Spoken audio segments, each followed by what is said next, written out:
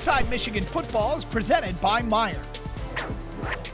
Hi again, friends, and welcome to another edition of Inside Michigan Football. Wolverines improved to 2-1 with a 28-18 win over Arkansas State. John, we came out of the Texas game wondering what their identity would be offensively, and on Saturday, the identity was run the football. Yeah, I mean, Khalil Mullins, 15 carries, 153 yards. When you average 10 yards a carry, and he's got 3 of the biggest runs of his career, you know something is going right. And coming out of that Texas game, the question was, what's the identity? What can this offense do well? But more specifically, what can the offensive line do well? I think they've found some plays that it's kind of like comfort food. You call them in the huddle, all of a sudden you kind of feel all warm and fuzzy because you know you're going to be able to gain yards. Okay, so last week against Texas, problem on third down and third and long specifically, and then against Arkansas State, it starts that way. Arkansas State converts a 3rd and 9, a 3rd and 20, and a 3rd and 15 on their opening drive. Ironically, Michigan's defense gets the stop on 3rd and 2. Well, yeah, they get the stop on 3rd and 2. They forced the field goal, but even before that, they extended that drive because of a penalty. And you can't have those breakdowns, whether it's a pass defense breakdown or it's something that happens outside of the realm of the play. Well, Michigan, great on third down after that, just 4 of 15 after the opening drive was Arkansas State. The field goal was a doink. It wasn't the last one we'd see. Michigan's opening drive, they got some stuff going. Samaj Morgan got involved. They wanted to take a deep shot to Amarion Walker, but protection broke down. Davis Warren made some plays on his feet to get them into scoring territory. Yeah, and I think the thing about Davis that we learned is he's going to have to make better decisions, handle pressure a little bit better. But when he does and he gets outside the pocket, whether it's a rollout, it's quarterback's designed to get out there, or he just escapes the pocket, he's really good in open space. Let's pick up Jansen vision with the Wolverines at the Arkansas State 30. Yeah, and this is where they bring in that the extra lineman, as they did with Andrew Gentry here at the tight end position. And what they're doing here is they're trying to create an advantage for this offensive line. Down blocks, back blocks, and get everybody blocked at the line of scrimmage. And now you've got to account for this front side linebacker. He's going to come down. That's supposed to be Andrew Gentry's guy. So they've done everything right by alignment. Now, Andrew Gentry doesn't get a great block here, but as we mentioned, at some point, you've got to make a man miss. But here's the key. I want you to look. There's going to be one individual out here that could possibly stop this play, and there's Peyton O'Leary doing his job down the field. You've got to be able to block downfield if you're going to get long touchdown runs, and that one right there was credit to Peyton O'Leary. Okay, Michigan throws an interception, unfortunately, right after that, but Max Bredesen with a hustle play, which ended up saving points. You know what? You expect these type of plays from your captain. Max is the guy that we've mentioned it before. He does all the dirty work, and when you save a touchdown at that point, it's a critical point, too, because momentum could shift to the other side. First quarter turns to second. We go to Jansen vision for this 3rd down on that drive. Yeah, and this is the Amir Hall breakup in the end zone. It was a critical, forcing a field goal, but watch Jayshon Barham here. He's the guy that forces maybe this throw just a little bit early. As he comes in, the center has to pick him up, but the quarterback feels it, and you're going to watch Amir Hall right at the top of the screen here. Great job of being able to track his defender, and at the last second, turn his head so that he could see the quarterback. He's not going to get called for pass interference and get his hand in the way. We're going to talk a lot about the run game today. Michigan got it going on their next possession. And mixed in some passing plays, too. This is a good catch by Colston Loveland. You got Fred Moore getting involved. There were some good throws mixed in today on what ultimately was a frustrating day passing. And it felt like Fred Moore was able to get a feel for the defense, to sit down, be able to run through when it's man, sit down in between the zone coverage, and give a nice target to Davis. Donovan Edwards ended that drive to make it 14-3. Arkansas State's next possession, they're looking at a 3rd and 6. We go to Jansen vision. Yeah, and in this one here, this is straight Ernest Hausman, who's able to get home on this. And Ernest starts right here. And I want you to watch. This is the running back that has he's supposed to block Ernest Hausman. And Ernest Hausman does a great job of trailing behind a defender, making the running back pick, and he picks the wrong side. He comes this way. Ernest Hausman goes around the other side, and as it develops, you're going to be able to see. He just guesses wrong, can't come around, and there's Ernest Hausman to make the play. Michigan gets the football back after that, and they finish on a 5-yard touchdown run by Khalil Mullings. Jansen vision again. Yeah, and this is one that I watch. We've seen Greg Crippen. We've known for a couple of years. He's been fighting to get in there. Got some extra reps today, and I want to watch this backside. Watch this combo here where they double team a lineman. They get some good movement, and then Cripp gets off on the linebacker. That's ultimately what scores this play, is that double team, and to be able to get off and have the awareness and keep your shoulders square. Talk about it all the time. Shoulder square from these offensive linemen is going to be what ultimately is successful. Let's talk about the good and the bad in the passing game here. It was on display in a Michigan drive where Davis Warren makes a great throw to Marlon Klein.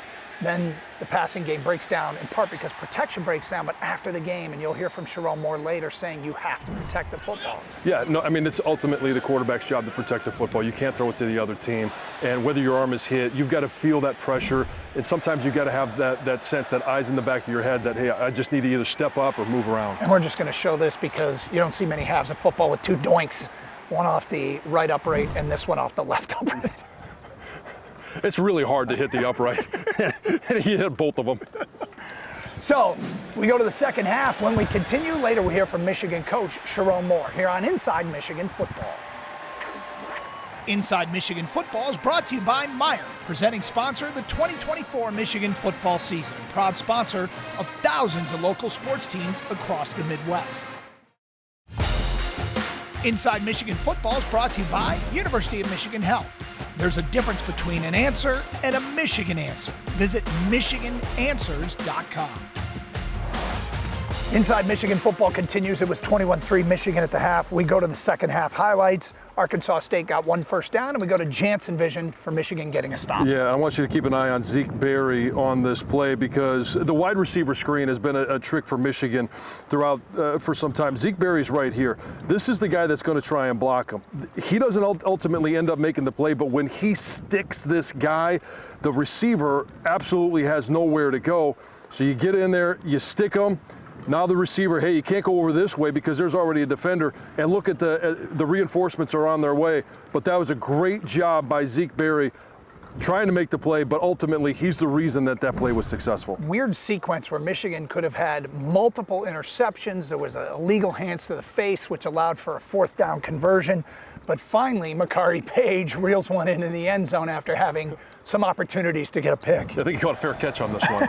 It was right to him, and he did a great job of putting himself in position to make a play. Okay, Michigan put the game away. We go to Jansen vision for these three straight plays. This is what Alex Orji provides this offense when he comes in. Here, this play, these are three in a row. This is the first 3rd and 4 that Alex Orji faced, and I want you to keep an eye on this defender right here. That's who they're trying to option. Whether if he crashes down, Orji keeps it around the side. If he doesn't, and he stays out here, he hands the ball off to Khalil Mullins, and you got a big gainer in here.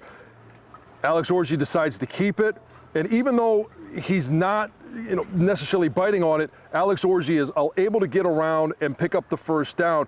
After that, as you continue to follow, this is one here where Khalil Mullins makes a 38-yard run, but I want you to watch the big fella. I got to highlight him because we're going to get a good block here by Marlon Klein, and big fella is going to pull out here.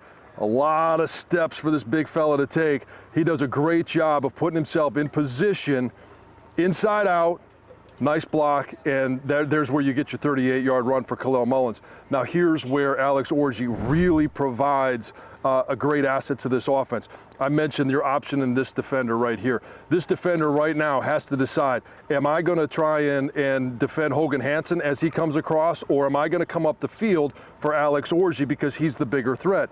He makes the decision. He's going to come up on Alex Orji, which leaves Hogan Hansen wide open. And when you have a dynamic playmaker at that quarterback position, it provides a lot of opportunity for everybody on offense. It's going to be an interesting week of practice. Now, things to clean up defensively, the penalties. 3 times Arkansas State extended drives because of Michigan penalties. And they're not ones that are, hey, we're just being aggressive. It's about discipline. You don't hit a guy out of bounds. You don't let your hands get up in a guy's face mask, and you certainly don't throw a quarterback down. If we know anything, they're going to protect quarterbacks. The run defense was outstanding. Arkansas State had only one run of more than 4 yards from a running back, and it came in garbage time. Yeah, and at halftime, they were in negative territory with the rushing attack. Big challenge ahead with USC and their offense coming to town. We will have our Iron Man of the Week coming up next, and later, Michigan head coach Sharon Moore. I thought we did a fantastic job of bouncing back after the Texas loss. There was definitely some things that we could have done better. I could have done better myself, but I think that we came up with passion and enthusiasm. This is huge for our team. All week, we just stressing, how we're going to respond to this, adversity that we faced early in the season. And I think we just came out here and we just played Michigan football that we knew that we play all year, we trained for all year, that we study all year for. So I think we did a really good job just coming out here and for the start and playing the ball that we know how to play. I know this is a big bounce back after the Texas loss, but we just going to keep the train moving. It was great to bounce back and get this big win for us. I feel like we came out and played well and played strong, but we just have to be more consistent throughout the finish. But we'll take this, learn from it, and get ready for USC. Time for our Allo Steel Man of the Week. Here's Ed Kondersky. Running back Khalil Mullings busted out in a big way Saturday. The bruiser from Massachusetts rushed for a career-high 153 yards on 15 carries with a couple of scores, averaging 10.2 yards per touch. It was exciting. It was a lot of fun, man. It was a great feeling, and we just great to help the team win and to get some yards while doing so. Now it's just about continuing it and being consistent with it. Mullings' day highlighted the Wolverines' commitment to the run game, grinding out 301 yards, underscored by converting 9 of their first 10 third downs. That's how you keep drives alive.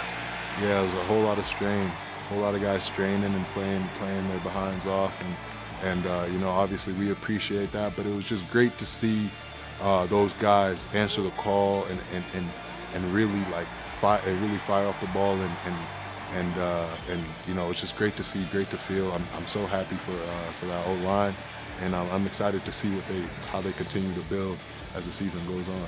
Obviously, explosive runs are great and all, but so much of getting the run game going is like those 4 or 5 yard runs. Like our mentality is we're gonna celebrate all those gains and those little wins, because I mean, as you saw today, like that stuff stacks up, and then that's what eventually leads to those explosive plays. Defensively, Michigan held the Red Wolves to 58 yards rushing and 5 drives of 5 plays or less, including 4 straight in the first half.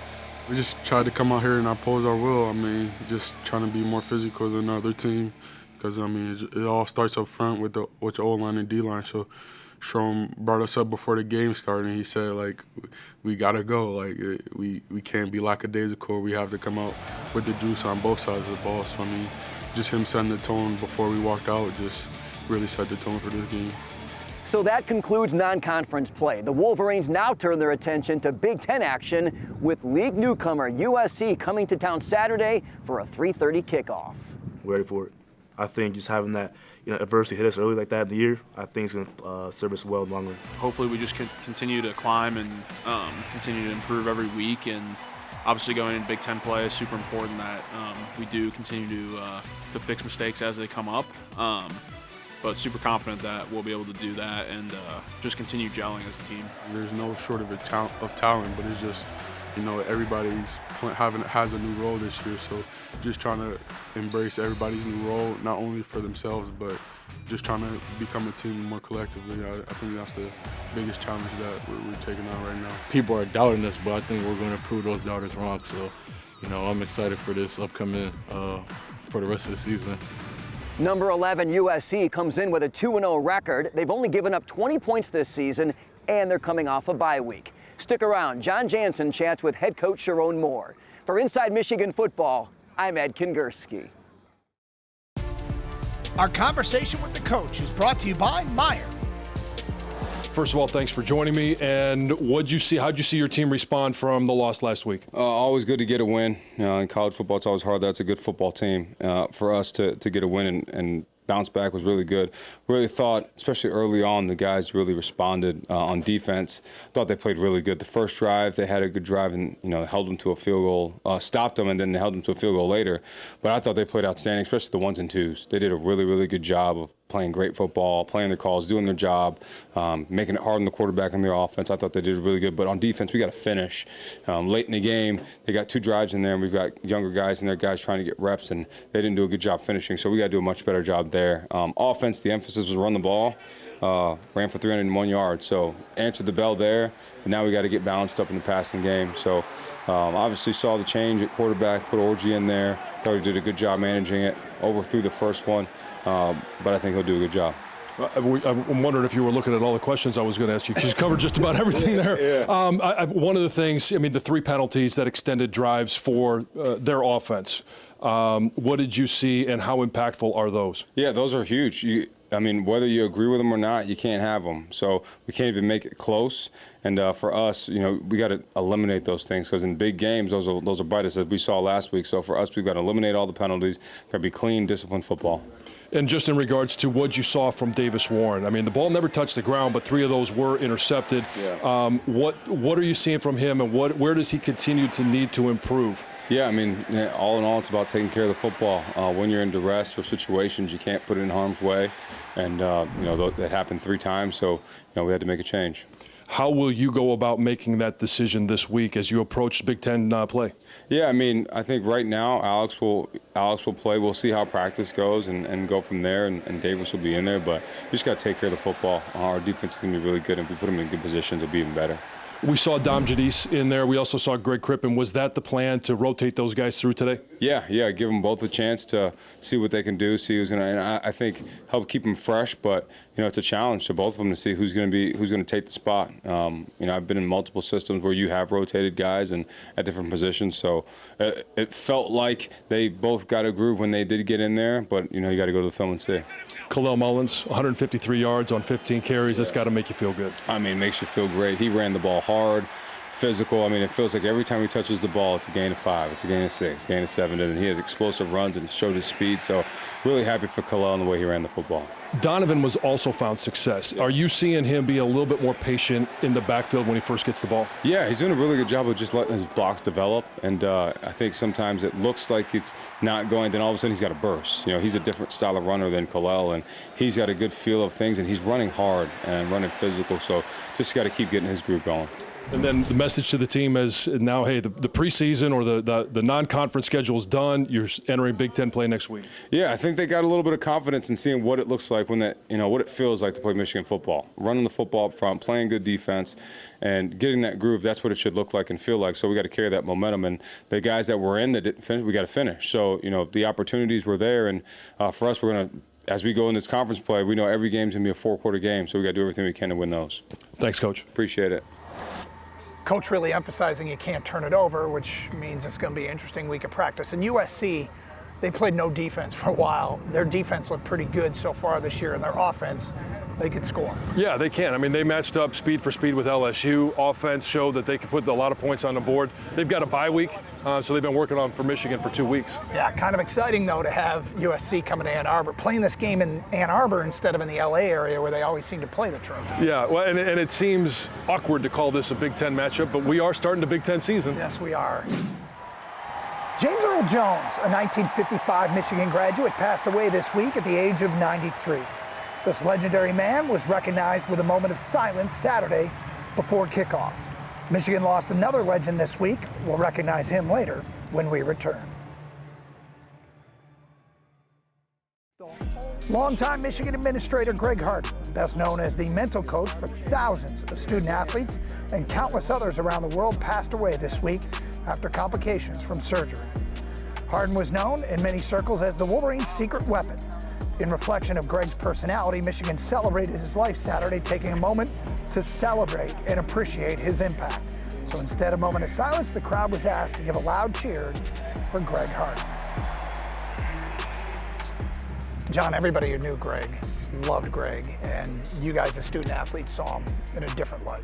He had this unique ability to, when he was talking to you, you felt like you were the most important person to him, and that he was only focused on you. To be able to do that for so many people, And for those people to leave Michigan, but always feel like they could come back to Greg with anything. It was always an open door. It was call me whenever. It just, I mean, it's a sad day for Michigan, a sad day for especially for the football family. Everybody loved Greg Harden. He will be missed.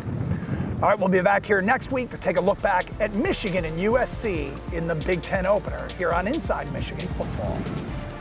Inside Michigan Football is brought to you by Meijer, presenting sponsor of the 2024 Michigan football season, proud sponsor of thousands of local sports teams across the Midwest.